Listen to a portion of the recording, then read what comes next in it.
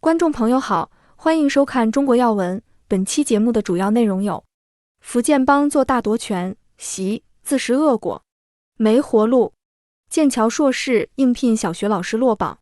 中国成都南引爆丰田汽车店，致5人死伤。深圳博物馆展出打工人3件套，完全不怕被偷。惨遭绑架杀害，中国网红罗大美停尸900天中入土为安。下面来看详细内容。大家好，今天是2025年12月29日，星期一。首先来关注福建帮做大夺权，习自食恶果。中共内斗不断升级，而习近平一手提拔的福建帮亲信也在习近平的重用下，在一众派系中脱颖而出。但人算不如天算，习近平做梦也没想到，福建帮做大的同时，把持了中共党政军的重要位置，并正在觊觎习近平的一尊地位。习近平第3任期过半，中国政局被指进入吊诡时期。独立评论人杜正12月29日在台媒上报发表题为《福建帮觊觎中共最高权位》文章，表示，习近平多年来培植的官员群体被分为福建帮、浙江帮、陕西帮等等。最近以何卫东、苗华为代表的军中福建帮遭以张幼霞为代表的陕西帮碾压，但党政系统的福建帮仍然把持朝政，并有觊觎最高权位的动向。该文称，习近平11月7日在广东考察期间，中共官媒发布的照片显示，党政系统的多名福建帮大员罕见同框。陪同席的高官包括多名福建帮成员、现任政治局常委蔡奇、广东省委书记黄坤明、副总理何立峰和发改委主任郑山杰，宣示了福建帮在县政权中的重要地位。握实权的福建帮成员还有公安部部长王小红、中组部分管日常工作的副部长黄建发、退役军人事务部部长裴金佳、网信办主任庄荣文、山西省委书记林武、国台办副主任潘贤长、江西省长叶建春、江苏省长许昆林、中央港澳工作办公室副主任、澳门中联办主任郑新聪、中科院院长侯建国等人。前中组部部长陈希现在还是中央党校校长，他是福建莆田人。2024年9月27日，中共海南省委副书记沈丹阳被任命为国务院研究室主任，成为总理李强的头号智囊。沈丹阳是福建漳州人。此外，蔡奇之子也被秘密布局进入发改委。港媒南华早报今年5月6日曾引述消息称，一名中共政治局常委的子女已进入一个经济部门，担任副司长，目前负责该部门的日常管理。报道没有提到此人是哪个常委的子女。但2024年12月，旅居澳洲的网红尹科曾在 X 平台爆料，蔡尔金是蔡奇之子，在国家发改委基础设施发展司担任副司长，负责推动该司下属的长江经济带发展领导办公室的工作。此前有路媒报道，2019年2月21日下午，中共国家发改委综合司经济安全处处长张斌带着下属到包头稀土产品交易所参观调研。其中一名下属为经济安全处调研员蔡尔金。据杜正表示，2025年最新消息显示，蔡尔金又被调到2024年底新成立的发改委低空经济发展司任副司长，早前曾参观北京的低空人工智能企业云盛智能。杜正表示，蔡尔金短时间内跨越多个发改委部门，不但是占尽油水，还成为蔡奇安在李强的地盘上的一个眼线。更重要的是，这种有意安排的多部门历练，是为其接下来升任发改委副主任，最终掌管发改委铺路。另外，今年11月，1974年生的候补中委刘鸿渐，从云南省委常委、昆明市委书记升任云南省委副书记，引发外界关注。刘鸿渐是福建福鼎人，毕业于福建师范大学生物专业，早年长期在福建省工作，曾任南平市长。2020年7月，刘鸿渐跨省升任云南省副省长，1年后任云南省委常委、省委政法委书记。2021年12月任云南省委常委、昆明市委书记、云南滇中新区党工委书记。至此番履新。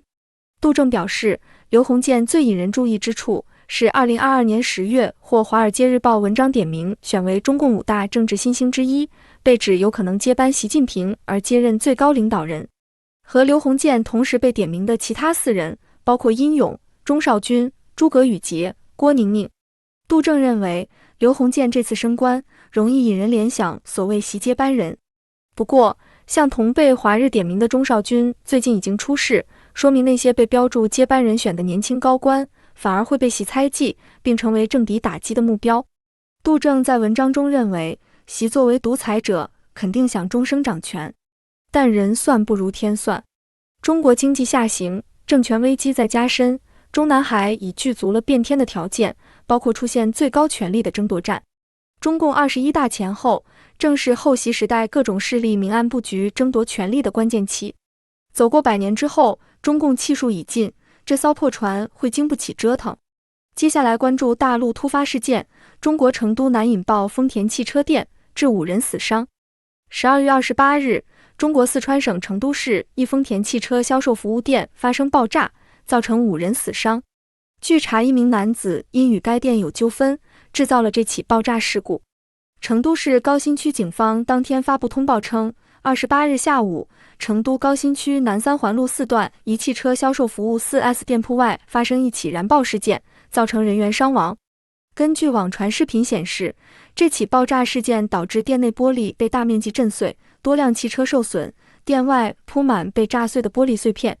警方通报称，经初步调查，54岁的涉事男子段某因与该店存在纠纷，于当日13时在店门外引燃易燃物品，造成其本人当场死亡，并致现场4人受伤，所有伤者均已送医救治，无生命危险。通报中并未具体说明双方存在何种纠纷，也没提男子引燃的易燃物到底是啥，引发网友不满。在中国抖音等聊天平台上，有网友说：“爆炸就爆炸，还燃爆，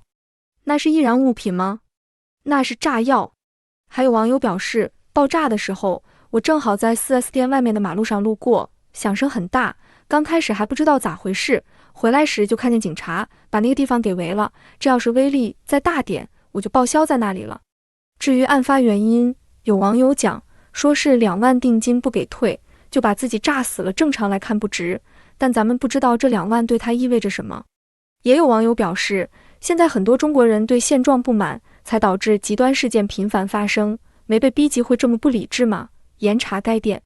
继续来关注，找工作太难，剑桥硕士应聘小学老师被淘汰。近日，刚从剑桥大学拿到硕士学位的中国留学生，在北京面试一家教培公司小学英语网课老师，被刷下来。12月28日，标签为剑桥硕士面试小学英语教培被刷，大学生找不到工作是因为市场变了的话题，冲上微博热搜。据中国新闻周刊12月28日报道，刚从剑桥大学拿到硕士学位，本科毕业于国内一所985院校周军军，12月下旬在北京5环外的一栋写字楼里感受到的寒意，不仅来自天气，也来自面试未通过的消息。周军军在这里应聘一家教培公司的小学英语网课老师。为了这个求职机会，他自费从老家飞抵北京，经历了3天从朝9到晚9的高强度集训。第4天是最终面试，形式是一场试讲。与他一同进入终面的还有7个人，学历最高的是北京大学博士研究生。最终8个人里只有2人拿到了 offer， 剑桥的光环没能保佑他。此前，因特网大厂因缺乏实习经历将他拒之门外。秋招前，他以为教培行业是保底选择。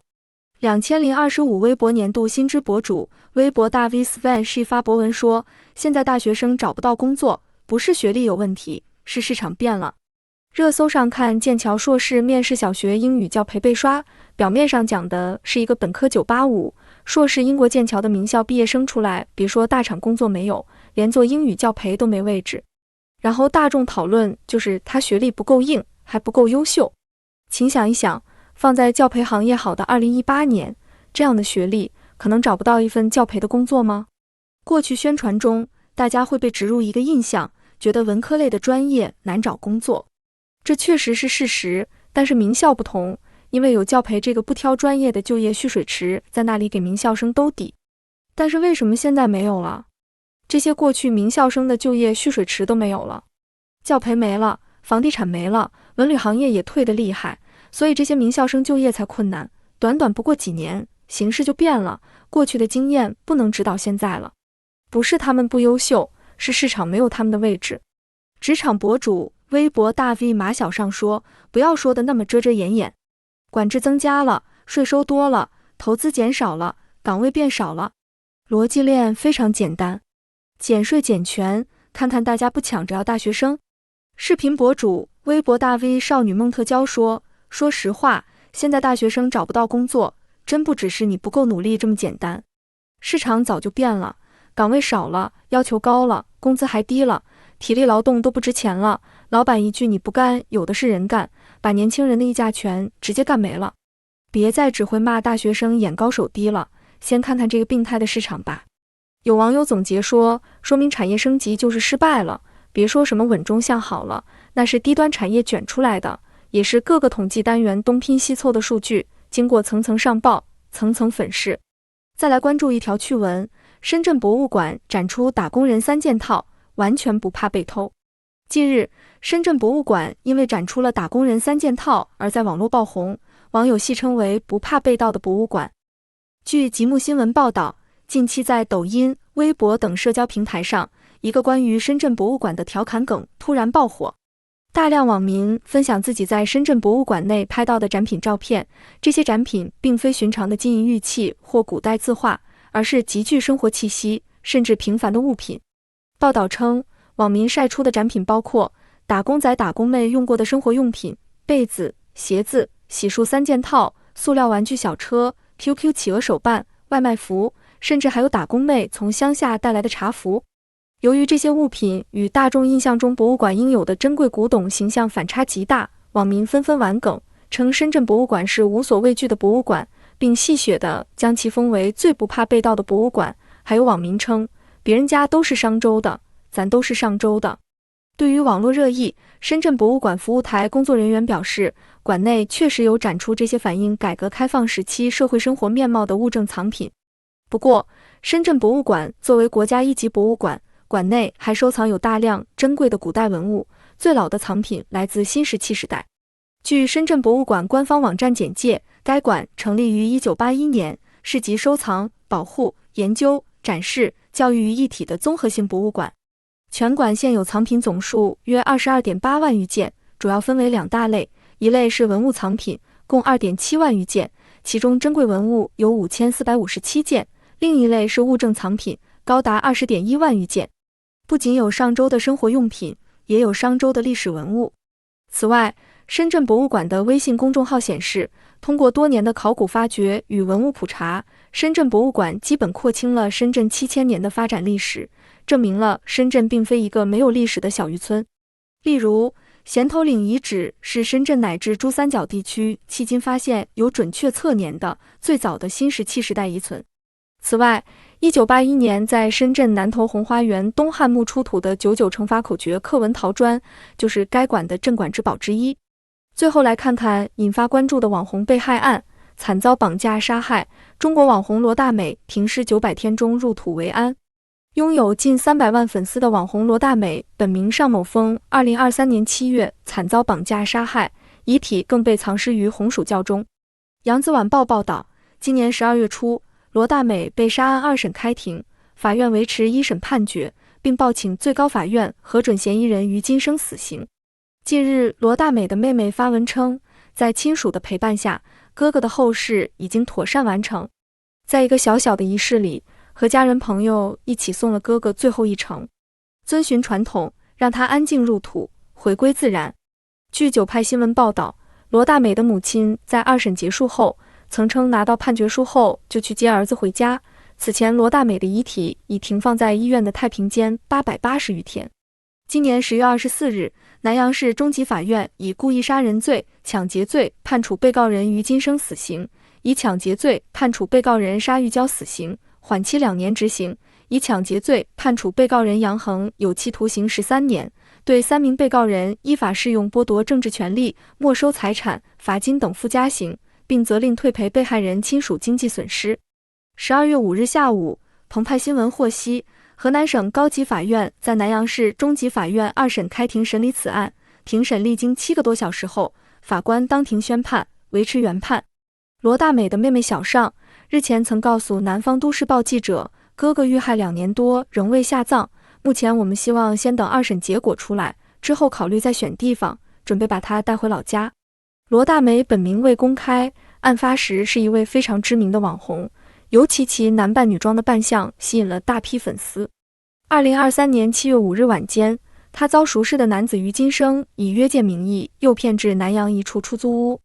于金生与其同居女友沙玉娇同伙杨恒联手将其控制后，转移至南召县一村落，并多次胁迫他转账共约200万元人民币至指定账户。不料7月7日凌晨，于金生在单独与罗大美相处时将其杀害，并将遗体埋于村中红薯窖。法医鉴定指出，死者颈部遭受钝器与锐器重创，导致窒息及颈动脉断裂、颈椎分离而死。据报道，罗大美遇害后，父亲变得沉默寡言，面对媒体采访时，经常一言不发地蹲在墙角默默流泪。罗大美的妹妹小尚说，为了哥哥的案子，母女俩都患上重度抑郁和焦虑。哥哥去世以后，作为家中唯一孩子，她开始被迫成长起来，带着父母站在媒体的聚光灯下，为哥哥发声，希望为哥哥讨回公道。以上就是本期中国要闻的主要内容，欢迎您订阅、点赞、转发，我们将继续为您带来更多精彩节目。